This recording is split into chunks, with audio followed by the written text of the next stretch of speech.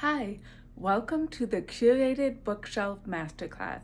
Today we're going to talk about how to sort through your books, put them back on the shelf in a aesthetically pleasing way, and what to do with the books you decide that you want to get rid of. Step one to getting ready to go through your books is you want to gather a few supplies. So I have with me a bag to put donated books in. I also have a rag for dusting the bookshelf. Since we're going to be taking things off, this is a great time to dust your bookshelf. And I have a laundry basket for things that might be on the bookshelf that I want to move to a different space.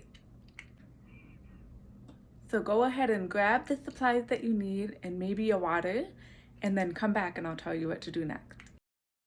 I thought it might be fun to start off this masterclass talking about a book. So this book called The Life-Changing Magic of Tidying Up by Marie Kondo.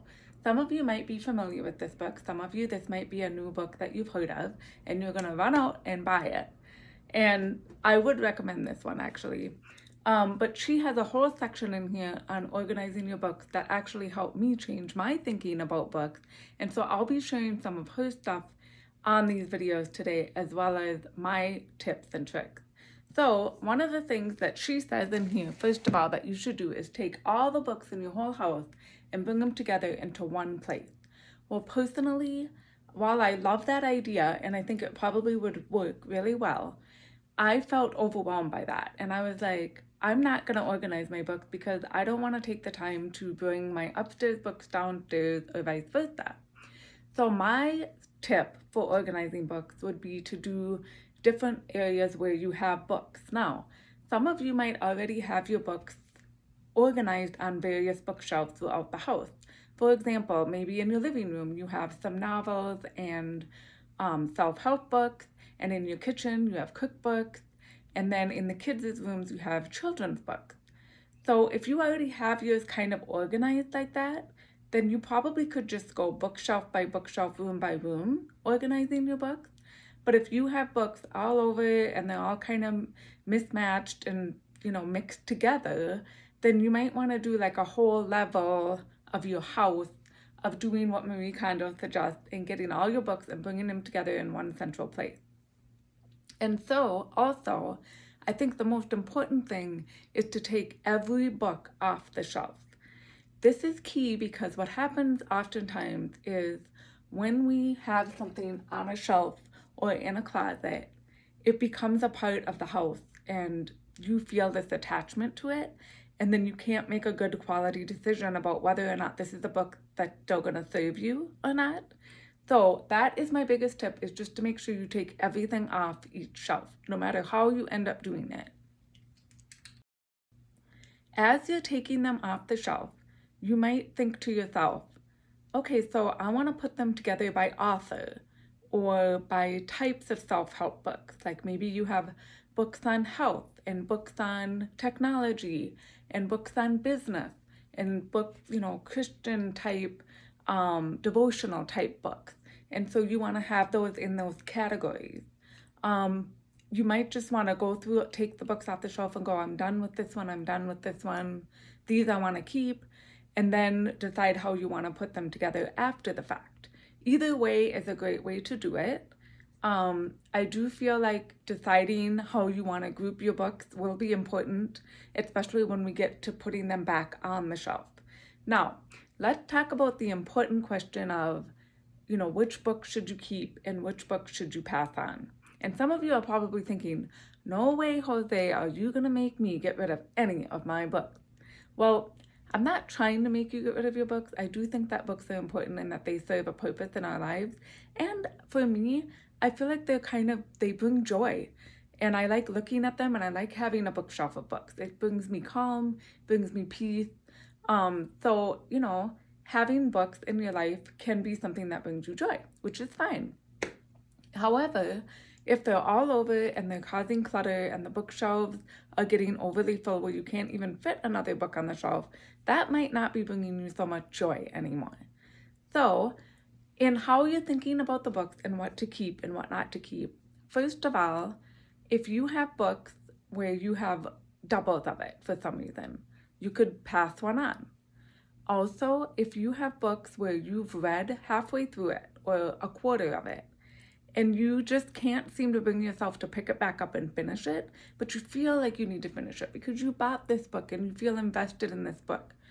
What you might want to think about, and this is something that Marie Kondo shared as a tip in her book that changed my thinking about books, is that once you've read part of a book and you're not picking it up again, it could be because you've already gotten from that book what you needed and you're already putting it into practice in your life.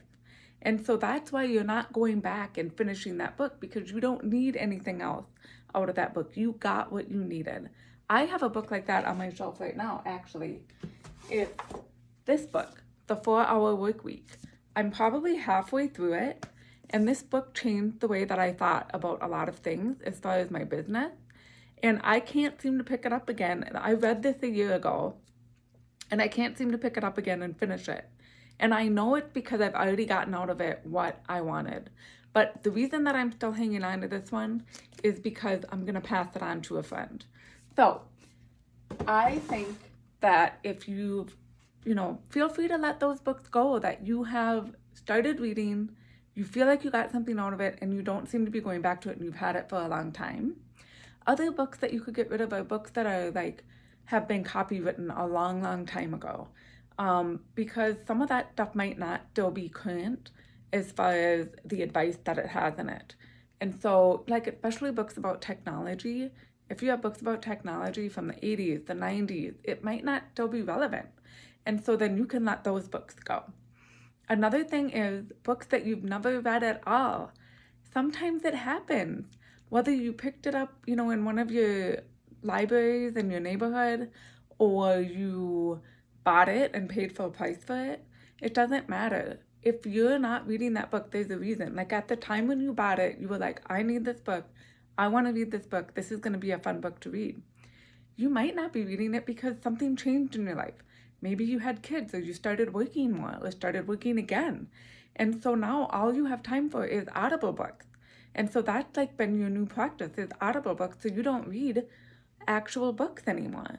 And so if you're not reading actual books anymore, then you can kind of edit through some of your books and go, I don't need all these books. I want some books because I want to look back at them, or I want to enjoy having some books on my bookshelf. And then you can let some of those other books go. And just thank it.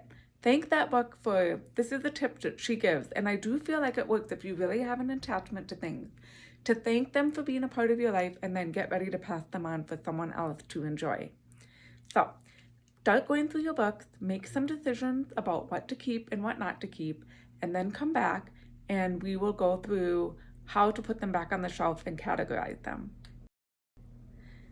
All right, so you've gone through your books. I'm sure you have quite a pile of things that you're going to pass on, and then you have quite a pile of books that you're still going to keep. So the next step in the process is figuring out how you're going to put stuff back on your shelf. So some of you might have only books on your shelf because you have enough books to fill your entire bookshelf, and that's fine. So there's different ways that you can do it. You can put your books, if you see right now, I have my books in rainbow color. If you're familiar with the Home Edit, they do everything in rainbow color. And I had my books sorted by author, and then I decided to change it up and make it more aesthetically pleasing to me, and I put them in rainbow color. Maybe you want to put them by author, and they don't even need to be alphabetically by author on the shelf. But you could do that. You could do it like a library if that's something that would be pleasing to you and bring you joy. But if it's going to take you a lot of time and you need to get it perfect, and it's going to bug you if things don't all fit on the same shelf, I don't recommend going that route. I would just put if you want to have the authors together, then put those together and then just put them on there. The other thing that you can do is by types of books, if you have romance novels, or if you have devotionals, if you have health books, they can all be together. So that's another way that you can sort your books on your shelf. And so those are some tips that I have. And the other thing that I wanted to talk about is notebooks and notes. So I don't know if you go to conferences and you take notes, or you just keep notebooks or calendars from the past.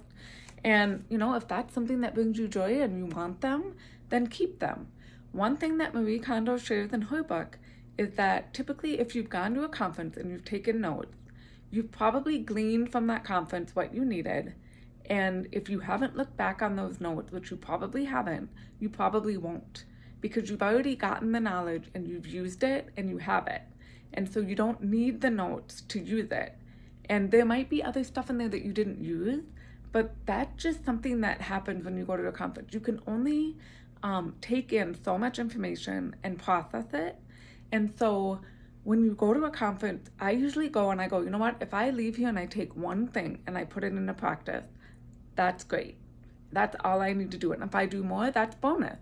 But I don't need to put into practice every single thing that they talk about at these conferences that I go to. I homeschool and I was a teacher, so I go to lots of conferences for my continuing education.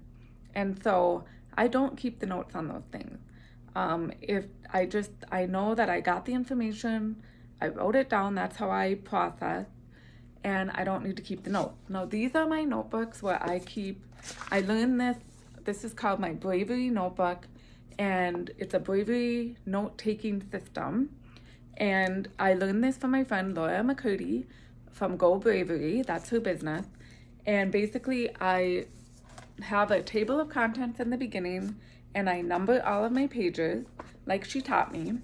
And I keep everything in here: packing list, notes about jobs that I've been on, things that I'm goal setting, things that I'm thinking about, just journaling. Everything goes in here. And then I have all of these sitting on my shelf. So you can make a place for those if you would like. So I just wanted to add that in here because I do feel like other people have that on their bookshelf. And another thing you might have on your bookshelf is photo albums. And that's a great place to keep photo albums. So you've sorted your books and now you're trying to decide how to put them on the shelf. And I just want to encourage you not to get perfectionist about it. Good is better than perfect. Done is better than perfect. So go through your books, figure out how you want to categorize them, don't overthink it, and get them back on the shelf. Now, one thing, if you want to make it more aesthetically pleasing and add in some decor pieces, is to make sure you leave some room for that and lay some books down and put some books up. That can kind of create some fun breaking in the books. And then also, you can put some decor stuff right in front of your books too, if that's not going to bother you. So just some fun things to think about. So on my shelf, I have some rock collections from beach vacations and things that we've been on. I have my yearbooks and I have my notebooks and some of my just self-help books and stuff. So you can do this, get it done. Okay, last thing that I want to talk to you guys about is what to do with all the books that you're going to pass on. So maybe you have a friend or a relative who would love your books that you're going to hand down. That's a great idea. Also, there's lots of neighborhoods that have those little library boxes set up. So every time you take a walk, you can go stick a book in one of those. You can donate them to any thrift stores, schools, libraries. So the important thing is not to get too hung up on it and make it hard for yourself where you have to deliver things to all these different places.